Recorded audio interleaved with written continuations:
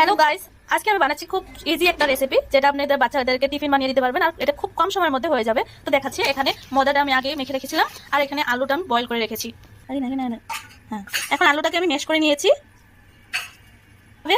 ঠিক এইভাবে আমি আলুটাকে ম্যাশ করে নিয়েছি। দেখুন, এখন এর মধ্যে দিচ্ছি আমি পেঁয়াজ আর কাঁচামরিচ কুচি, দিচ্ছি পরিমাণ মতো লবণ, দিচ্ছি একটু জিরে গুঁড়ো। এখন সবটাকে একসাথে এভাবে মিশিয়ে নেব।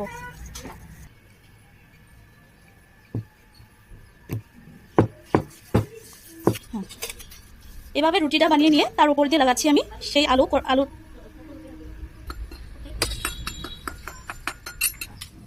তো এভাবে আমি রুটিটার উপর দিয়ে মেশ করে রাখা আলুটা ভালোভাবে এভাবে লাগিয়ে দিয়েছি। এখন এটাকে এভাবে কেটে নিব চাকুর সাহায্যে। এটাকে একটা একটা করে এভাবে ভাঁজ করে নেব। তো এভাবে সবগুলোকে আমি দেখুন বানিয়ে নিয়েছি। এটাকে এভাবে আমি হাত দিয়ে করে দেব। এখন প্যানের মধ্যে একটুখানি তেল দিয়ে এটাকে ভালোভাবে ভেজে নেব গরম হওয়ার সাথে সাথে। এবার এগুলো সুন্দরভাবে ভেজে নেব। প্যানটা গরম হয়ে গেছে, তো আপনারা দেখতে পাচ্ছেন এভাবে আমি এটাকে ভেজে নিয়েছি ভালোভাবে। তো বন্ধুরা, আপনারা দেখতে পাচ্ছেন আমাদের টিফিনটা রেডি হয়ে গেছে। তো আপনারা বাড়িতে নিজের বাড়িতে ট্রাই করে দেখবেন কেমন হয়েছে আর কমেন্ট করে আমাকে জানাবেন। Thank you.